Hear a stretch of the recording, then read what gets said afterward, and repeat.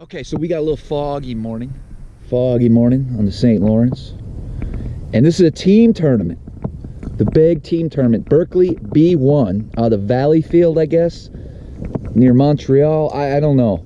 You go on their website, it's all in French. I have no idea what I'm getting myself into, but we got the guy. We got Will with us. What's up, Will? What's up, people? How you doing? How's it going out there? We're gonna catch him, right? Oh yeah, there's some big ones here. We're gonna get some big bags. So we got a couple days of practice. We're gonna see what happens and hopefully find a few fish and do well in this tournament.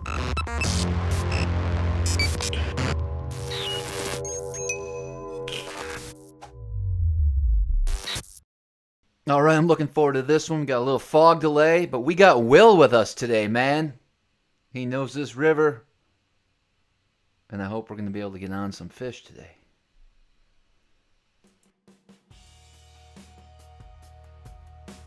So this river is really unique. It actually, it's got a lot of different techniques that you can use to catch smallies. You can get out in the current, fish deep. And believe me, there's a lot of current on this lake. We started out this morning once the fog left and decided just to go up shallow and try to see some of the fish cruising around, see if we can find some big fish. And we spent most of the day doing that. You want to take advantage of those days when there's not a lot of wind and good sun, and just try and cover as much water as possible.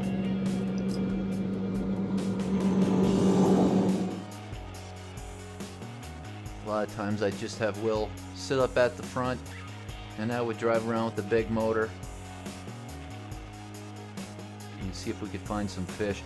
We didn't find a whole lot. We found a couple groups. There was two big schools that would pull up off of a shelf, but it was just in one small section, and they were very, very skittish. It was very tough to get those fish to bite. Some of this water here looks like largemouth, but it's actually real deep ditches in there, and then flats. And those fish will just move around getting out of that current. And so a lot of times you're fishing right next to reeds, cattails, lily pads, but you're actually fishing for smallmouth.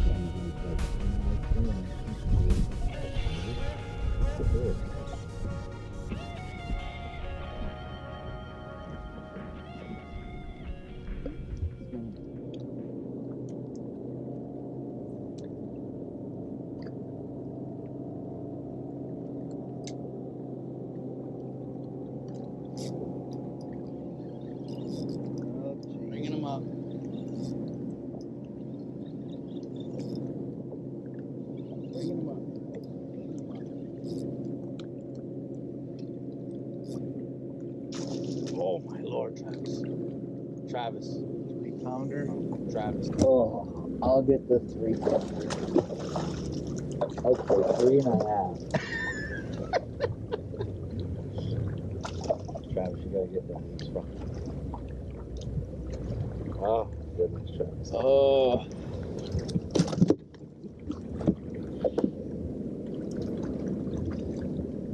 Bam. Yeah, folks. How big do you think that is? Just 5. It's 5. 5 pounds. Okay. As long as we can both agree he's 5 pounds. Good bait,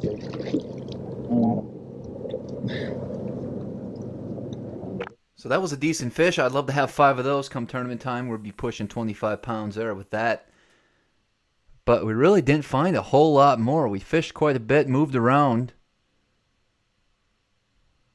Tried a bunch of different techniques. And it was just a real kind of off day for some reason. I just don't think we were around the quality of fish that we were looking for. You can say whatever you want. Hey, baby. What the frick? Well, folks, today we're out here on the river and they don't seem to want to eat.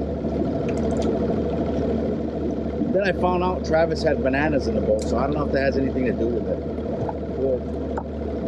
Some people are superstitious, some people aren't. I don't know. Travis says he's not, so I guess it doesn't. Now that day one is finished, we eliminated water. Yeah, a lot of water. We'll be all right. Yeah, we'll be okay. We basically just try to check new areas today.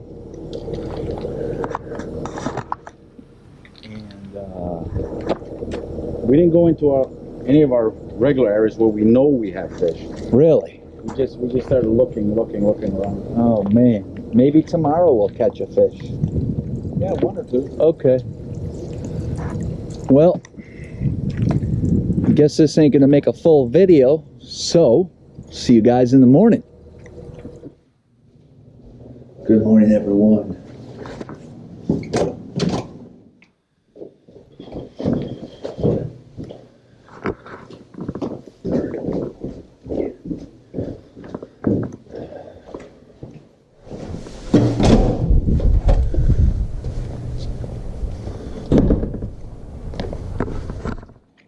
Okay, another day up in the North Country. Not a lot of wind. Slight chill in the air. It's nice, actually. I'm gonna go head down there and meet Will. So.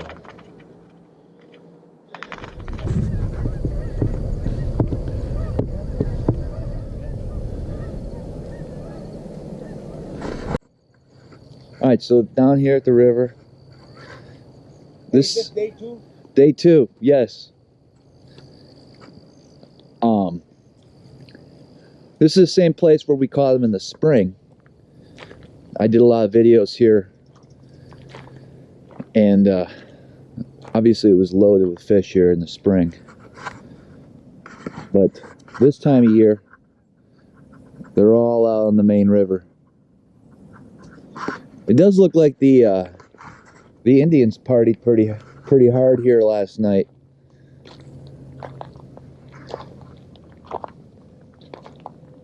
I don't know. Maybe we need to use a secret bait. Look at that. That might be the key to our success here. I don't know, I'm just saying.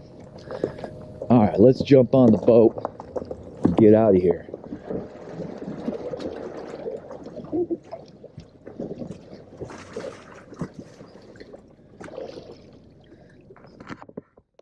Quite the launch ramp.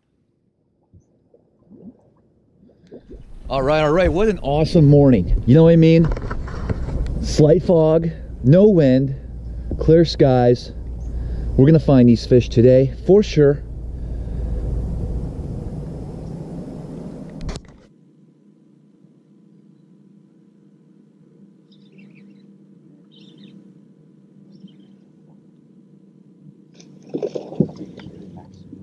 You got what?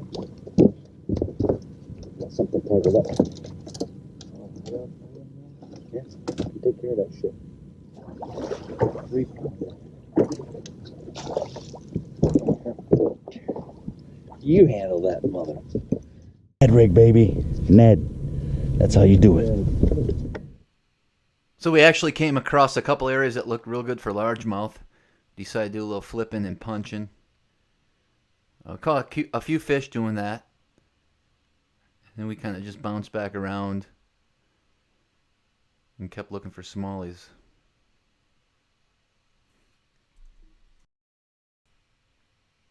Check out that current though, ripping through there. It's dead calm. Those are that's all current you see on the surface there. Pretty crazy. Need some pretty heavy weights to keep your baits down at the bottom if you're fishing that stuff. But there certainly is fish in that.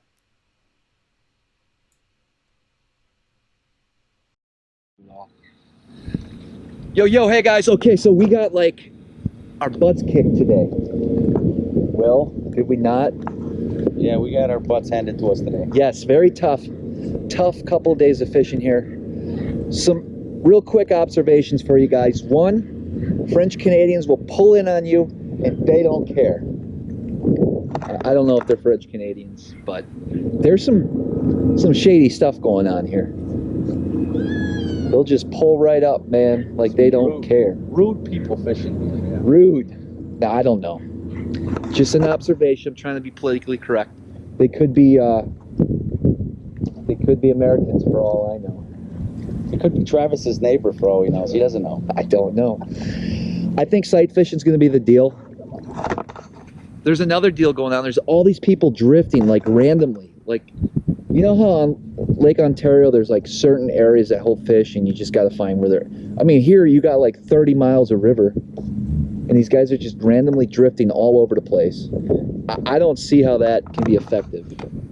Maybe I'm wrong. I'm not a random drifter type of guy. Very hard marking fish on the graph. A lot of current. I don't even know what else to say.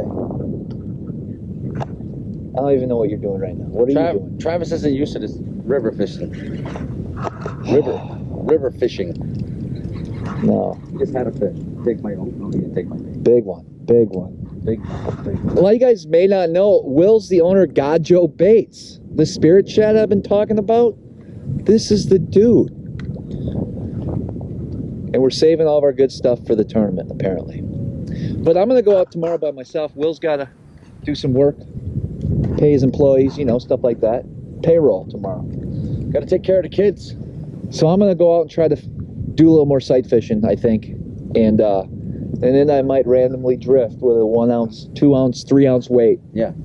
With live chubs or something.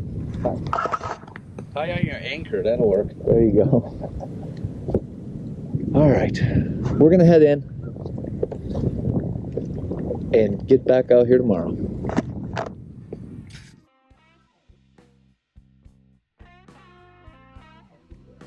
So it's the last day of practice for me. I'm going to fish until about noon. I was planning on doing some more sight fishing today, but there was a little bit of ripple and some cloud cover in the morning. I just went around the places that looked like there should be fish around. I mean, this spot looked pretty legit. Just couldn't get anything going there.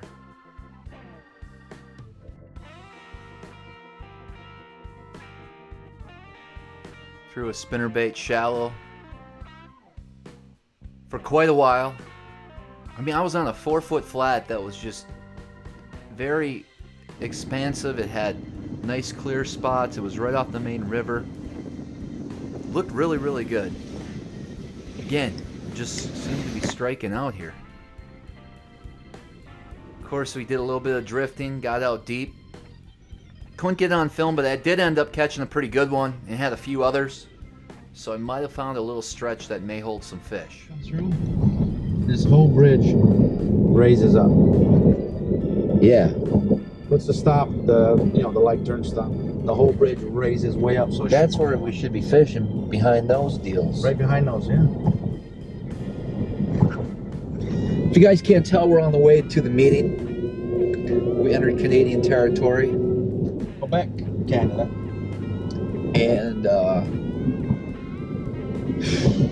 we took the back roads. We took the smuggling trails. Old Will's smuggling trails. The old smuggler's route. We were only doing about 85 miles an hour. Got airborne 5 times. That's it. We're on a road no wider than the Jeep. Not cool. Lucky to be alive. Well, I mean, you did say you wanted your hair straight again, so I was just trying to help you out. Okay. All right, let's go see what's up in Quebec. Doesn't look like much. We're getting there. We're getting there. Wait, is this Quebec? Yeah, this is Valley Field Quebec. Okay. We'll start seeing more restaurants and stores up Are they here. going to start talking French to us at this meeting? They talk French and English also. So we got to listen to a meeting in French and then English? Yes. Oh my gosh. Nice. But, they serve Canadian beer, which is great. All right. So, Okay. and you got all the food you want to eat. So, Oh, perfect. they'll take care of you that way. All right. All right, so we just got done with the meeting. It was in French and English. It was the second longest meeting I've ever been in. We're both 35 tomorrow. Got to put some stickers on the old Merc and get rigged up.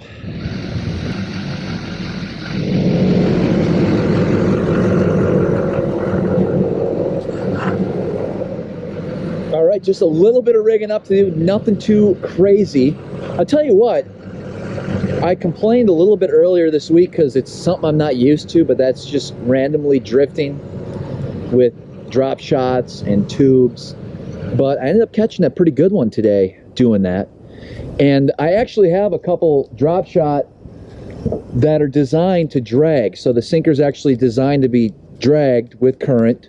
And so I'm kind of rigging up a bunch of rods that way, as well as some tubes.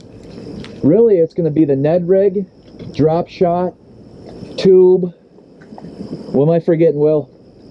What's up, people? What are we forgetting? Jig. Jig.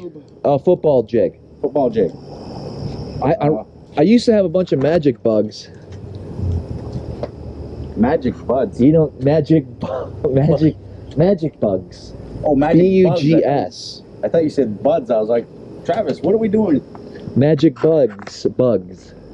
Anyways, I guess I lost my connection with those. I'll have to show Will that. Maybe he can hook me up. Oh, I can hook you up. I know hook you you up, buddy. All right. So. Oh, whoa! I hooked you up. Yes. I got you a replacement hummingbird, sweet.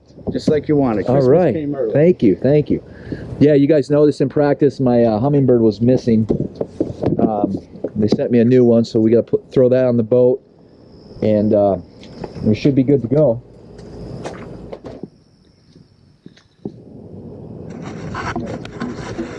Guys, I know it's getting late and it's probably a little too dark here, but I just want to say this is the first team event for smallmouth that I've fished in quite a while. Normally I have co-anglers in my boat, so I use a smaller net that they can handle. And I'm really excited because Will, he's going to be able to handle this net. I'm going to be able to handle this net. I'm bringing the big boy net with me. Oh man, I got a telephone call. This net is, how tall is that net? That's 12 foot, maybe 13. Yeah, let's call it 15-foot net. I'm 6'3.5" or something like that. That's a beast. That's a beast. Yeah, here we go. Let's see it here. All right. Check this out, guys. Bam. We got some lights over here. Hold on. Okay. Stand here. There we go. So we can actually see it. Hey, what I there. like about this net, twofolds. If I'm fishing for largemouth and grass, and they're coming up, you know, and that I can go out there and get them.